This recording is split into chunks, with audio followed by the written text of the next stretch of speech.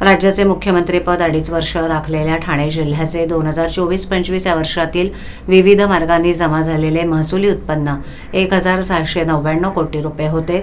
मात्र जिल्ह्यात कर्मचाऱ्यांच्या वेतनापासून विविध विकास कामांवर 34,048 कोटी 91,80,000 रुपये म्हणजे उत्पन्नाच्या 20 पट निधी खर्च झालाय. त्यामुळे जिल्ह्याची आमदानी 8 अन् खर्च रुपया अशी ऐश असल्याचं 31 मार्चच्या आर्थिक ताळेबंदातून उघड झाले. जिल्हा कोषागार कार्यालयाच्या नियंत्रणाखाली जिल्ह्यातील 8 उपकोषागार कार्यालय आहेत. जिल्हाधिकारी कार्यालयांसह जिल्ह्यातील 521 शासकीय कार्यालयातील जमा खर्चाचा हिशोब त्यांना ठेवावा लागतो. हजारो कोटी रुपये वाटपही करावं लागतं. ठाणे शहरात सर्वाधिक 294 शासकीय कार्यालय आहेत. जिल्हा कोषागार कार्यालयात 1,042 कोटी 50 लाख रुपये जमा झालेत.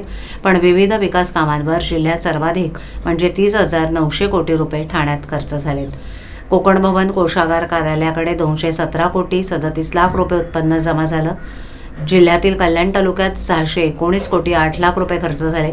जिल्ह्यात सर्वात कमी म्हणजे 2 कोटी 3,64,000 रुपये मुरबाड तालुक्यातून जमा झालेत.